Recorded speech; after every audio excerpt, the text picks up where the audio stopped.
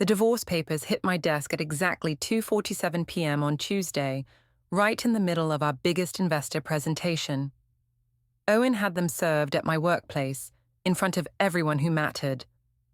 The process server walked right past security, straight to the conference room where I was pitching to venture capitalists, and handed me a manila envelope with my name typed in bold letters across the front. "Iseult Marrow?" he asked, voice carrying across the silent room. I nodded, confused, thinking it was some urgent contract. The investors watched as I tore open the seal. My hands trembled as I read the first line, "Petition for dissolution of marriage." That's when I realized Owen had been planning this for months. Every late night he spent organizing files. Every quiet morning, when he left early with his leather portfolio, every time he asked seemingly innocent questions about my schedule. He'd been building his case while I was building my career. And now, 6 months later, I'm trying to piece together how it all went so wrong. It started with champagne and applause at the Meridian Hotel's rooftop event space. Our startup, TechFlow Solutions, had just landed a massive contract with Morrison Industries, and everyone was celebrating. The city lights sparkled below us as Damien Holt, my boss and the company's founder, raised his glass to toast our success. This wouldn't have been possible without Iseult's incredible work on the Morrison pitch, Damien announced, his hand finding the small of my back as he spoke. "She's the reason we're all here tonight." The crowd erupted in cheers. I felt the warmth of recognition wash over me, the validation I'd craved for years. My phone buzzed constantly with notifications as colleagues posted photos and videos to social media. TechFlow success, Charcoal Power Team, Charcoal winning together. Owen stood in the corner, nursing a beer and looking uncomfortable in his borrowed suit jacket. He taught middle school science, and these corporate events always made him feel out of place. I'd tried to explain startup culture to him, but he never quite got it. The energy, the ambition, the way we celebrated victories, it was all foreign to him. "You did amazing tonight," Damien whispered in my ear as the crowd began to thin. His breath smelled like expensive whiskey and success.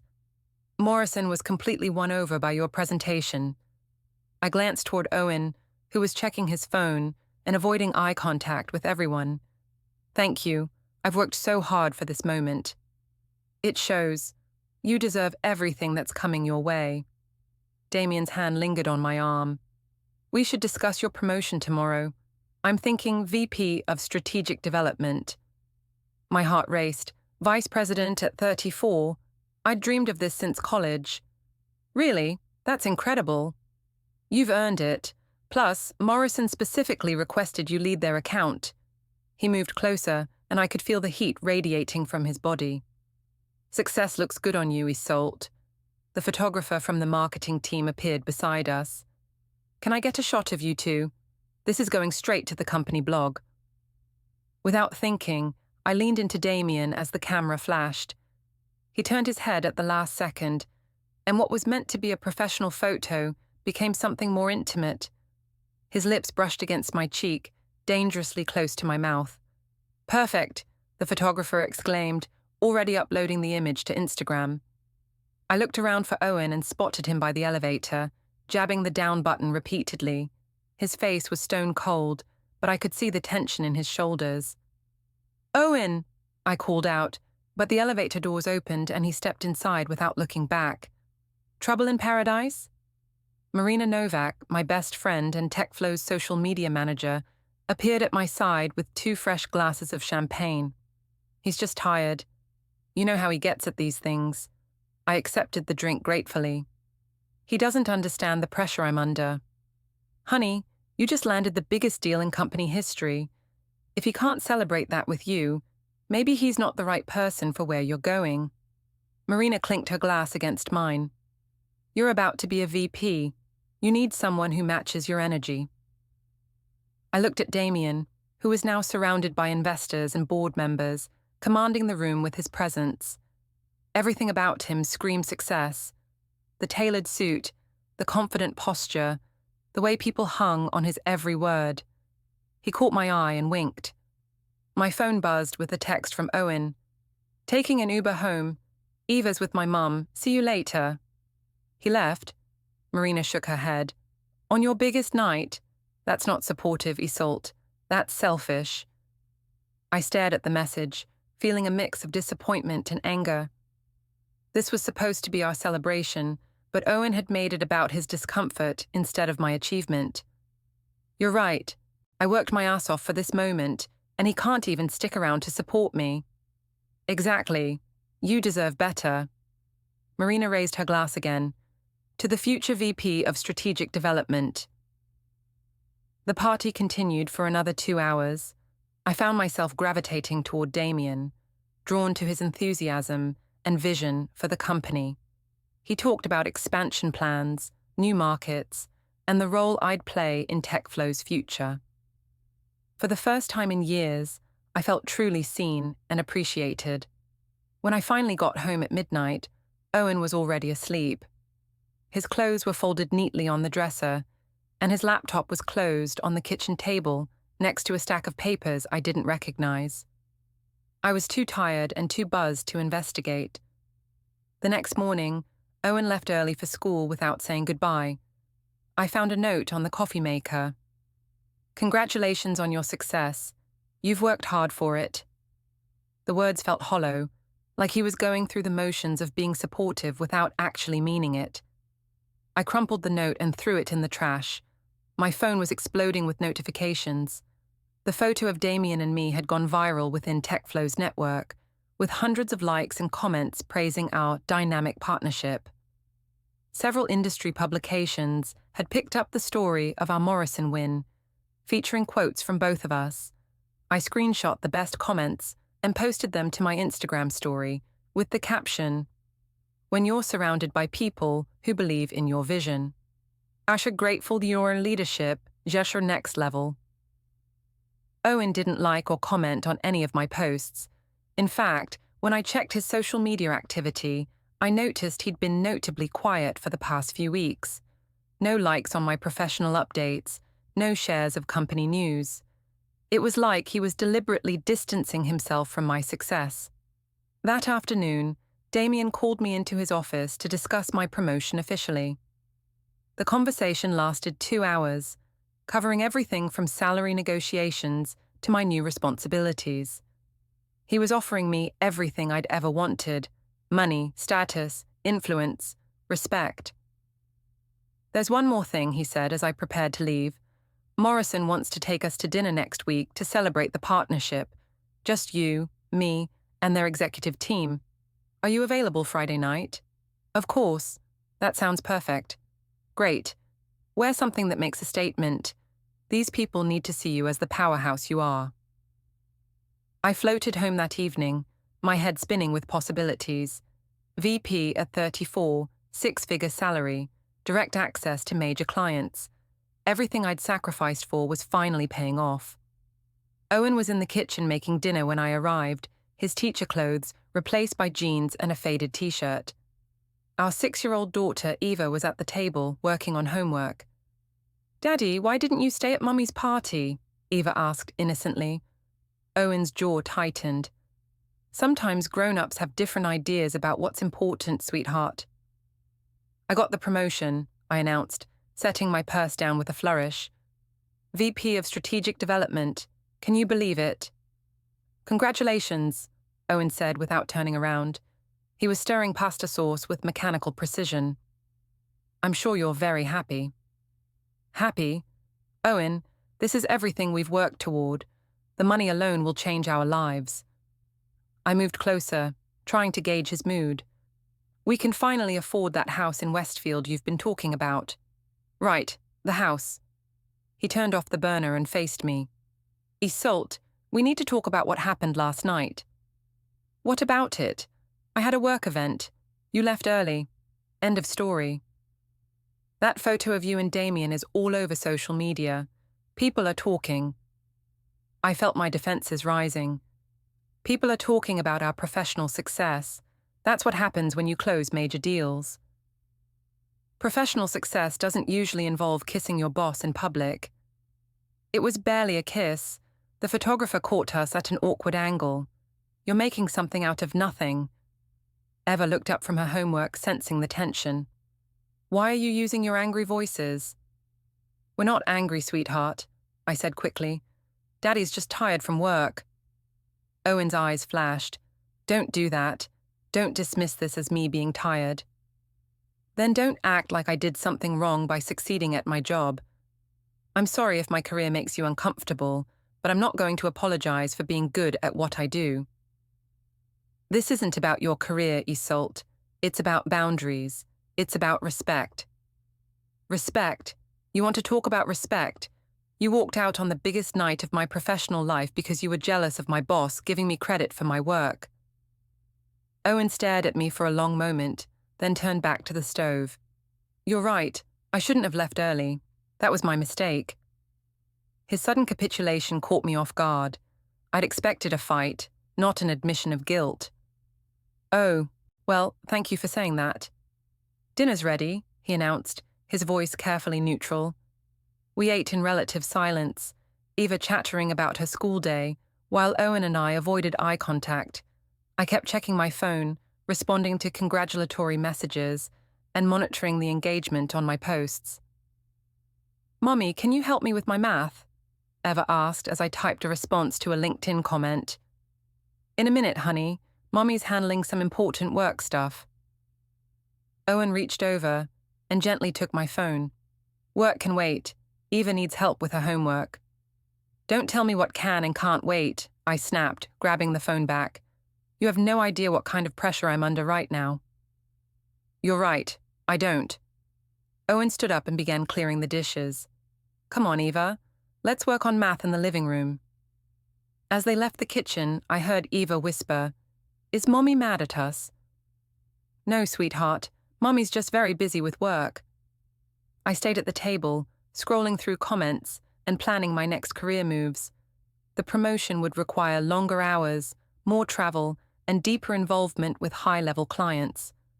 Owen would have to understand that sacrifices were necessary. My phone buzzed with a text from Damien. Incredible response to today's announcement. You're already making waves in the industry. This is just the beginning. I smiled and typed back, ready for whatever comes next.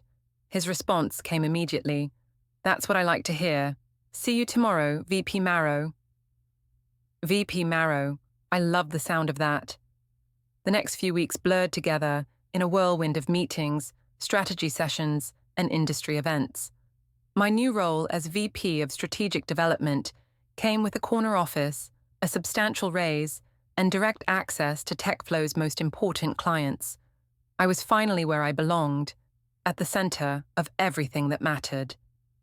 Owen, meanwhile, seemed to be retreating further into himself. He'd wake up early, leave for school before Eva and I got up, and return home with stacks of papers to grade.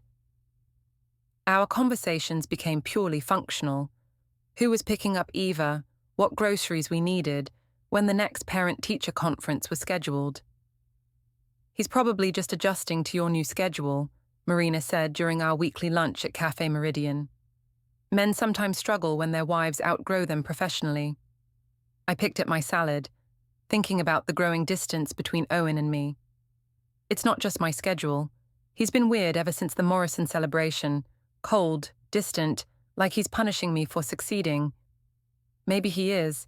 Some people can't handle being with someone who's more ambitious than they are. Marina leaned forward conspiratorially. How are things with Damien? What do you mean? Come on, Iseult. The chemistry between you two is obvious. Half the office is talking about it. I felt heat rise in my cheeks. We have a good working relationship, that's it. A good working relationship that involves him texting you at 10 p.m. about strategy sessions and taking you to client dinners every week. Those are legitimate business activities, Marina. Just because Owen doesn't understand how corporate partnerships work doesn't mean there's anything inappropriate happening. But even as I said it, I knew Marina wasn't entirely wrong. Damien and I had been spending more time together, and not all of it was strictly professional. He'd started asking about my personal life, my goals, my frustrations with Owen's lack of ambition. he listened in a way that made me feel understood and valued. I'm just saying, life is short. You're 34, successful, and incredibly talented. Don't let someone else's insecurities hold you back from happiness. Marina signaled for the check. You deserve a partner who celebrates your wins, not someone who makes you feel guilty about them. That evening, I came home to find Owen in his study, surrounded by manila folders and legal-sized documents. He was typing on his laptop with unusual intensity, occasionally stopping to reference a yellow legal pad covered in his neat handwriting. "What's all this?" I asked, gesturing to the papers. "Just organizing some files. Tax documents, insurance policies, that kind of thing." He closed the laptop screen slightly. "How was your day?" "Busy. Damien and I had a productive meeting with the Morrison team about expanding their contract." I sat on the edge of his desk. "They want to double their investment for next quarter." "That's good news." "Good news? Owen, this could mean another promotion for me. Senior VP, maybe even a partnership track." I waited for some enthusiasm, some acknowledgement of what this meant for our future. "Aren't you excited?" "Of course I'm happy for your success, Iseult. You've worked very hard for it." The same hollow response he'd been giving me for weeks. I stood up, frustrated by his lack of engagement. "You know what? I don't think you are happy for me. I think you're threatened by my success because it makes you feel small." Owen looked up from his papers, his expression carefully controlled. "Why would you say that?" "Because ever since I got this promotion, you've been acting like I did something wrong. You barely acknowledge my achievements, you never ask about my work, and you certainly don't celebrate with me." "I've congratulated you multiple times."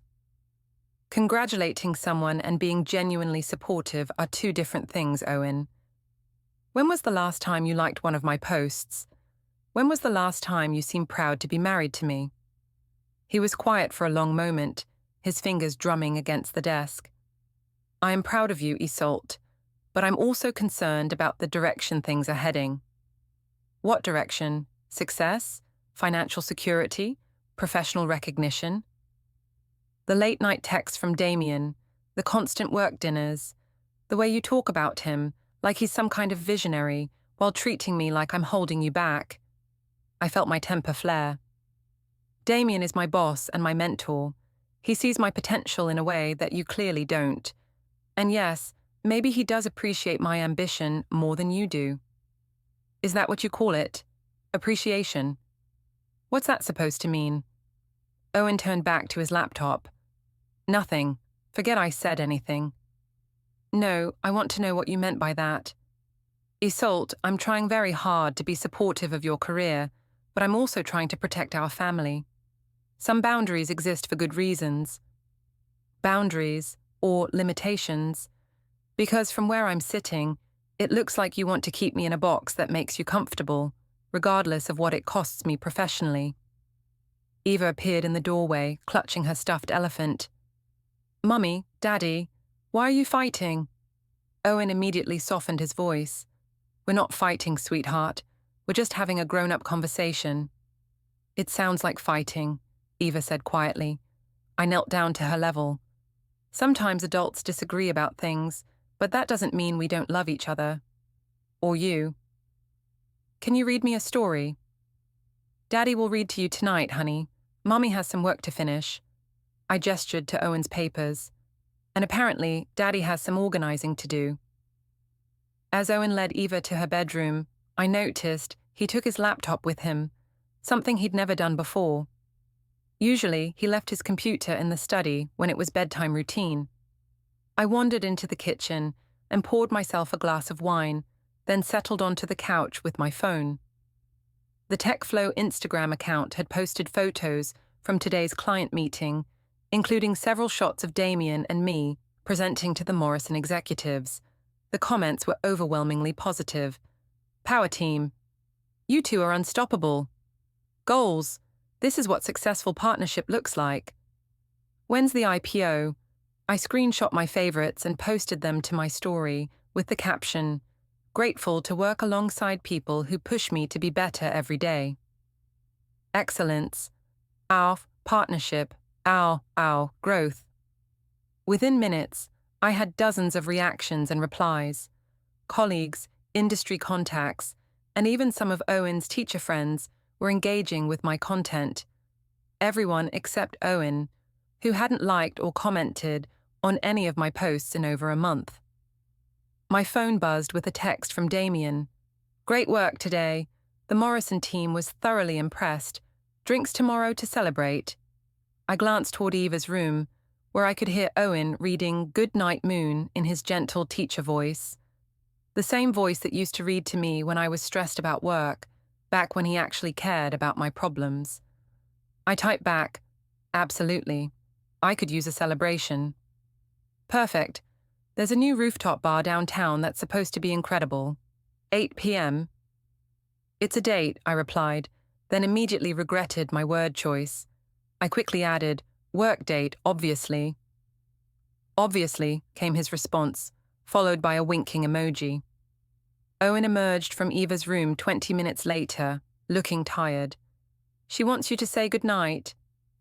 "Of course." I set my phone aside and went to tuck Eva in properly. "Mummy, are you going to work tomorrow night too?" Eva asked, as I adjusted her blankets. "Just for a little while, sweetheart. Mummy has an important meeting."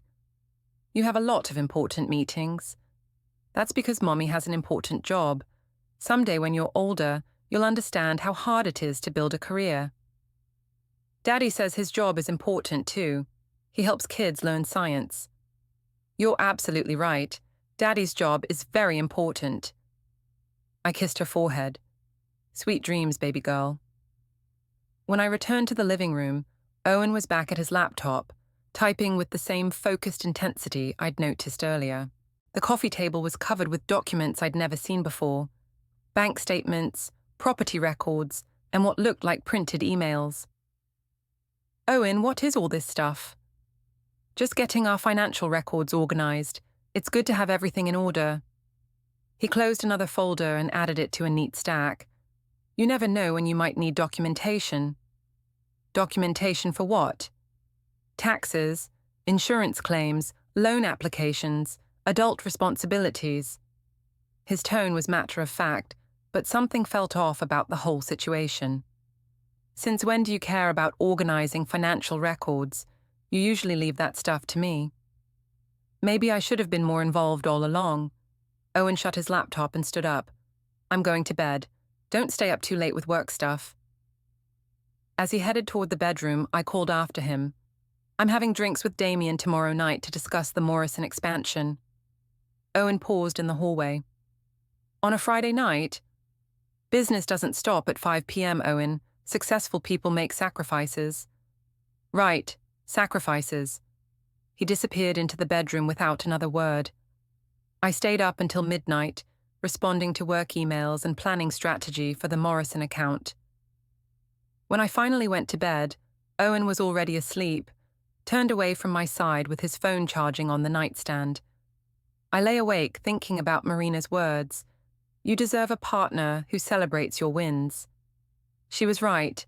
I was at the peak of my career, finally achieving everything I'd worked toward, and instead of supporting me, Owen was making me feel guilty about my success. Maybe it was time to stop apologizing for being ambitious. Friday evening arrived with unseasonably warm weather and clear skies, perfect for the rooftop bar Damien had chosen. I spent an hour getting ready, finally settling on a black dress that struck the right balance between professional and sophisticated. Owen was grading papers in the living room when I emerged from the bedroom. "You look nice," he said without looking up from his stack of tests. "Thank you. I'll probably be home late. These client celebrations can go long." He made a note in red ink on a student's paper. "Eva's already asleep. I'll wait up." "You don't have to do that." "I know." The rooftop bar, Skyline, was everything Damien had promised. Elegant, exclusive, and buzzing with the kind of energy that came from successful people celebrating their wins. He was waiting at a corner table, with an unobstructed view of the city lights, wearing a charcoal suit that probably cost more than Owen made in a month. "You look absolutely stunning," Damien said, standing to kiss my cheek. His hand lingered on my waist as he guided me to my seat. "This place is incredible. How did you even get a reservation?" "Connections," he signaled the waiter. "I ordered champagne, Dom Perignon 2012. We're celebrating properly tonight." The champagne arrived with a flourish, and Damien made a toast to our successful partnership and the Morrison expansion. As the evening progressed, our conversation flowed from business strategy to personal ambitions, to the challenges of balancing professional success with personal relationships. "Owen seems like a nice guy," Damien said during our third glass of champagne. "But does he really understand what you're building here?" "He tries to be supportive, but I don't think he gets the startup world. Teaching is so different. Predictable hours, set curriculum, defined outcomes. He doesn't understand the hustle required to succeed in business. It's hard to be with someone who doesn't share your vision." Damien moved his chair closer to mine. "You need a partner who matches your energy, who pushes you to be even better than you already are." The champagne was making me feel bold and honest. Sometimes I wonder if I've outgrown my marriage. Is that terrible to say? It's honest. Growth isn't always comfortable, especially for the people around us who aren't growing at the same pace.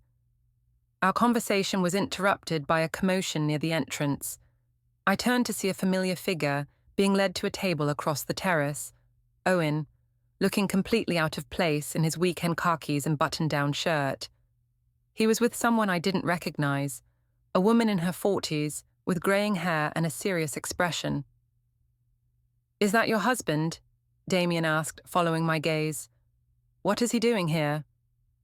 I felt a mix of confusion and annoyance. Owen never went to upscale bars, especially not on Friday nights when he usually graded papers and watched Netflix. "Maybe he wanted to surprise you," Damien suggested, but his tone indicated he found the situation as odd as I did. I watched as Owen and his companion ordered drinks and settled into what appeared to be a serious conversation. The woman had a briefcase beside her chair and was taking notes on a legal pad. Something about the scene made me deeply uncomfortable. "I should go say hello," I said, starting to stand. Damien caught my arm gently. "Let's give him some space. If he wanted to join us, he would have come over by now." That was true. Owen had definitely seen me. Our eyes had met briefly when he first sat down. But he'd made no move to acknowledge my presence. Instead, he seemed focused entirely on his conversation with the mystery woman. "Who do you think that is?" I asked. "Does it matter? You're here with me, celebrating your success. Don't let his presence distract from that." Damien was right. This was my night, my celebration. I turned my attention back to our conversation, but I couldn't shake the feeling that something significant was happening at Owen's table. As the evening progressed, more of our TechFlow colleagues arrived at Skyline. Marina appeared with her latest boyfriend, followed by several members of our development team. Soon, our corner of the terrace had become an impromptu company celebration. "Iseult, there's our superstar VP," called Jake Morrison from the engineering team. "I heard you're already working on expanding the Morrison contract." "News travels fast," I laughed, feeling the familiar rush of professional recognition. "When you're as good as Iseult, people pay attention," Damien said, his arm sliding around my shoulders. "She's the future of this company." The group erupted in cheers and applause. Someone started taking photos, and Marina immediately began posting to the company's social media accounts. The champagne kept flowing, and I found myself at the center of exactly the kind of professional celebration I'd always dreamed of. "Speech! Speech!" someone called out. I stood up, slightly unsteady from the champagne, but energized by the attention. "Thank you, everyone.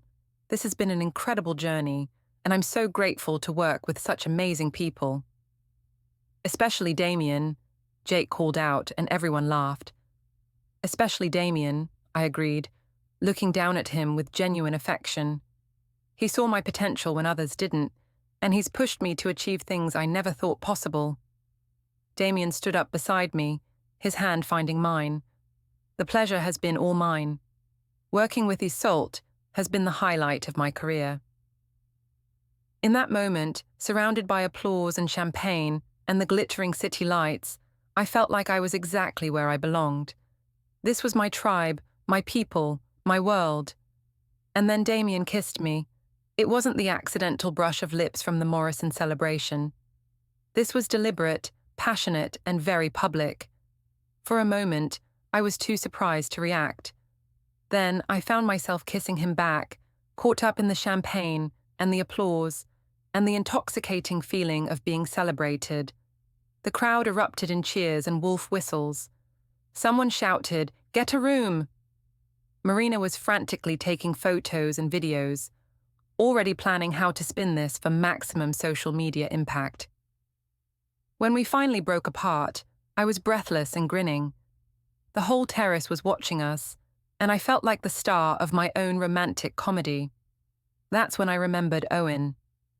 I turned toward his table, expecting to see him looking shocked or hurt.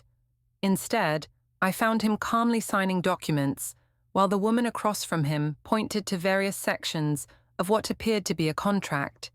He seemed completely uninterested in the spectacle happening 20 feet away. "Iseult, that was amazing," Marina gushed, showing me the video she'd captured. "This is going to get so many views." "Maybe we shouldn't post that," I said, suddenly feeling self-conscious. "Are you kidding? This is exactly the kind of content that builds your personal brand. Power couple goals." Before I could protest further, Marina had already uploaded the video to Instagram with the caption, "When your boss appreciates your hard work. Jaka power couple, Jaka success, Jaka living my best life." The likes and comments started pouring in immediately. Industry contacts, college friends, and TechFlow employees were all weighing in with fire emojis and congratulatory messages. Within an hour, the video had been shared dozens of times across various platforms. But as the celebration continued around me, I couldn't stop glancing toward Owen's table. He and the woman were still deep in conversation, occasionally looking at documents and making notes. At one point, she handed him what looked like a business card, which he carefully tucked into his wallet. "Who is that woman?" I asked Marina, nodding toward Owen's table. Marina squinted across the terrace. "I have no idea. Maybe a real estate agent? Didn't you mention wanting to buy a house?" That made sense. Owen had been talking about upgrading from our apartment for months, though I'd been too busy with work to seriously house hunt. Maybe he'd decided to take the initiative and start looking at properties. Around midnight, our group began to disperse. Damien offered to drive me home, but I'd had too much champagne to think clearly about the implications of arriving home with my boss at 1 a.m. "I'll take an Uber," I said, though part of me wanted to say yes to whatever he was offering. "Are you sure? I don't mind." "Rain check," I said, kissing his cheek. Tonight was perfect. As I waited for my ride, I noticed Owen and his companion were also preparing to leave. They shook hands formally, and she handed him a thick manila folder before heading toward the elevator. Owen walked past me on his way to the exit, and for a moment, I thought he might stop to talk. Instead, he simply nodded politely, as if I were a casual acquaintance rather than his wife of 8 years. "Owen, wait," I called after him. He paused but didn't turn around. "Yes?" "Who was that woman?" "Someone I needed to meet with." "About what?" "Business." His tone was so neutral, so carefully controlled, that it sent a chill down my spine. This wasn't the Owen I knew, the man who wore his emotions on his sleeve and couldn't hide his feelings to save his life. "What kind of business?" "The kind that requires discretion." He finally turned to face me, and I was struck by how calm he looked. "Enjoy the rest of your evening, Iseult." He walked away before I could respond, leaving me standing alone on the terrace with more questions than answers. My Uber arrived 10 minutes later, and I spent the ride home scrolling through the social media responses to Marina's video. The engagement was incredible. Hundreds of likes, dozens of comments, and shares from people I hadn't heard from in years.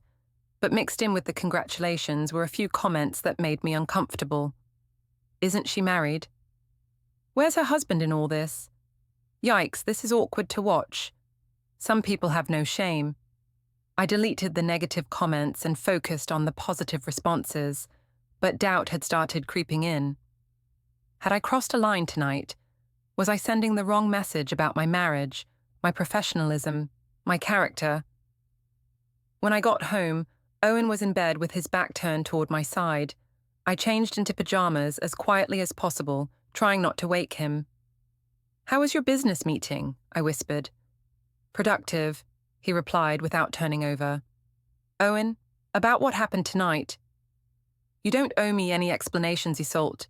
You're a grown woman who can make her own choices."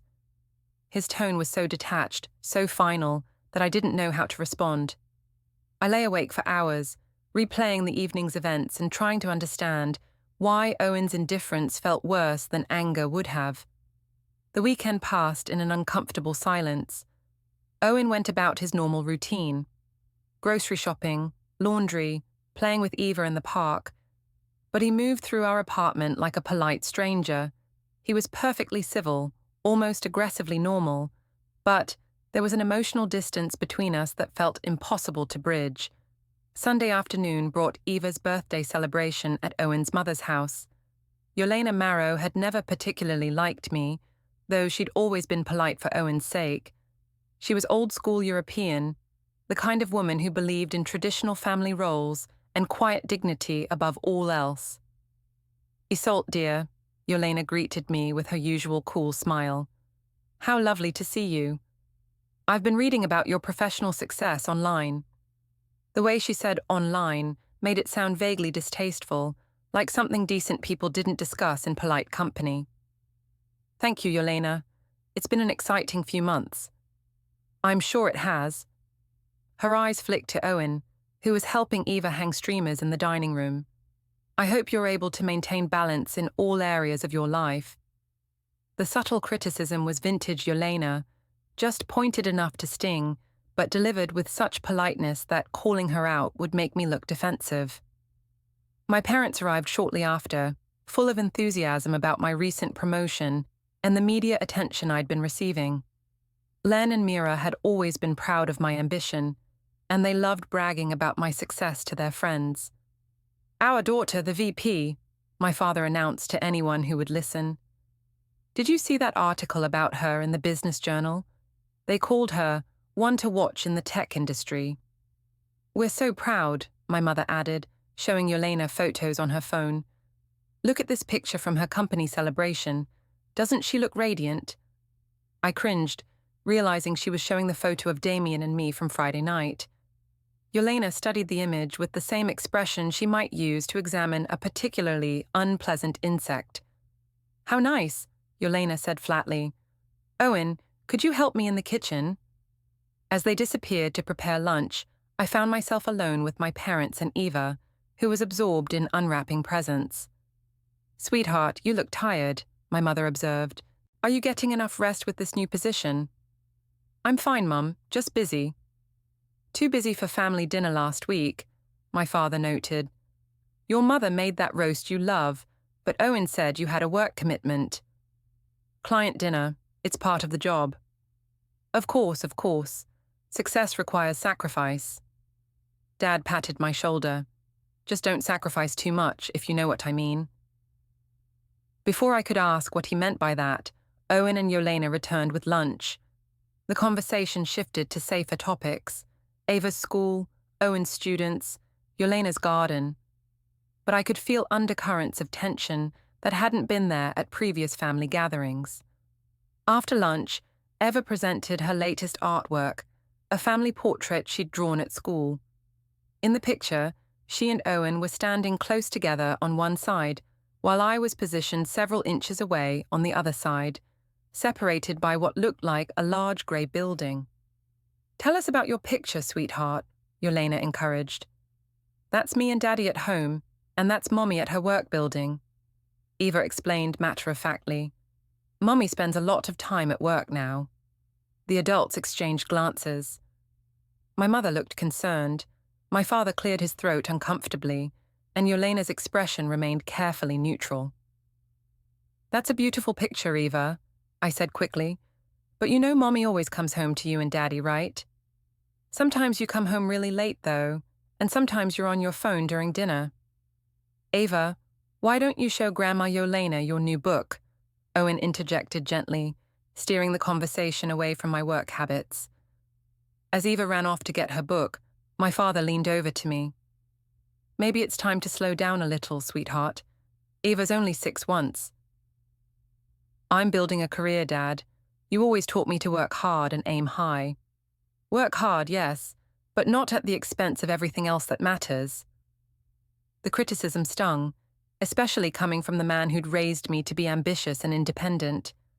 I looked around the table, realizing that everyone, my parents, Owen's mother, even Eva, seemed to think I was doing something wrong.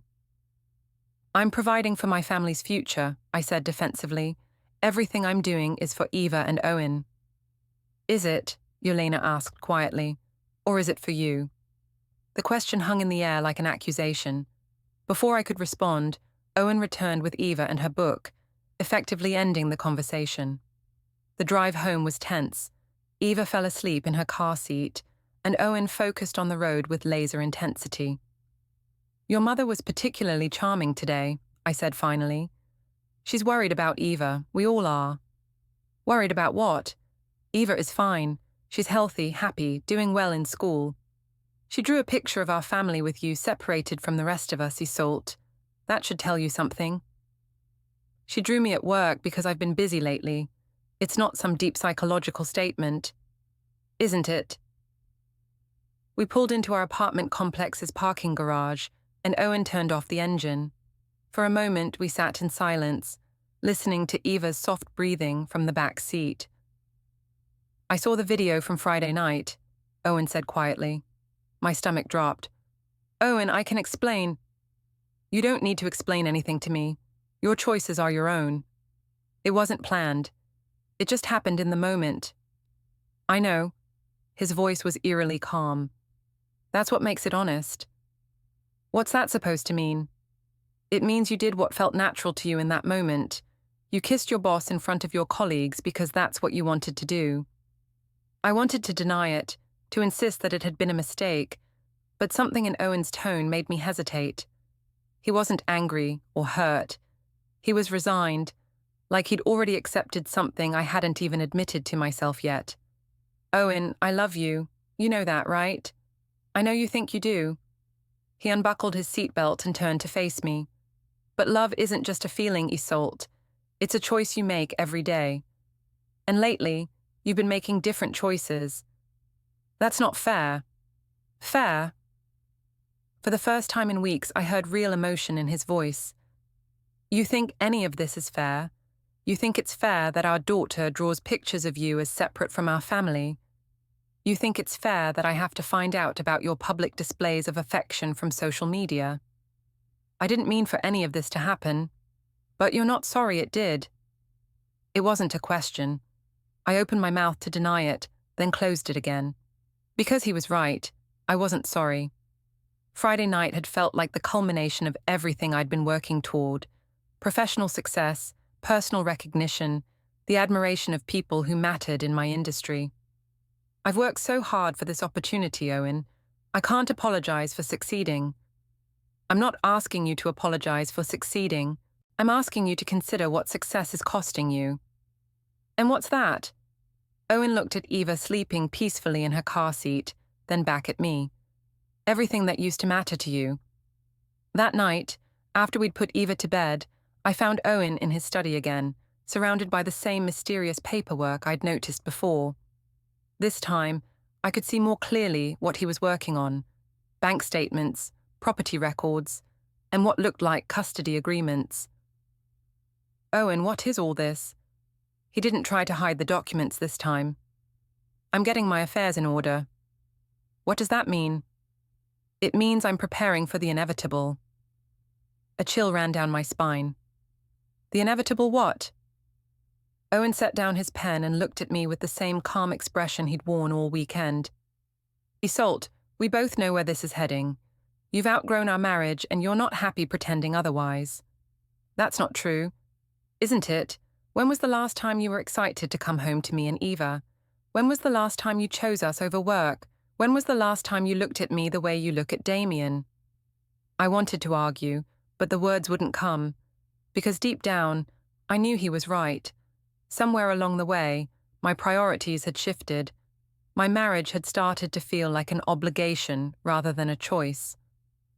So what are you saying? I'm saying I'm not going to stand in your way anymore. You want to build a life with Damien? Go ahead. You want to pursue your career without worrying about family obligations? Do it. And Eva? Eva will be fine. Children are resilient, and she'll be better off with parents who are honest about what they want than with parents who are pretending to be happy. The matter-of-fact way Owen discussed ending our marriage shocked me more than any outburst could have. This wasn't the emotional man I'd married. This was someone calm, resolved, who'd already made peace with his decision. Owen, I don't want a divorce. You want freedom without guilt. Divorce gives you that. But I love you. I love you too, but love isn't enough when we want different lives. He returned to his paperwork, conversation closed. I watched him organize documents with meticulous care, every signature deliberate, every file precise. He'd been planning this for months while I chased my career and Damien. Professional triumphs followed. The Morrison contract expanded, revenue soared, publications hailed me as a rising star. Recruiters flooded my inbox, yet home felt hollow. Owen handled Eva's routines efficiently, but moved like a ghost. Conversations reduced to logistics. Marina urged me to embrace freedom. You're successful, gorgeous. Why settle for someone who resents your achievements?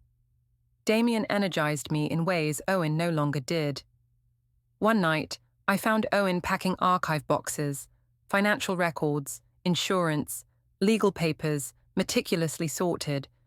He admitted documenting everything: my public kiss with Damien, late-night texts, my emotional withdrawal.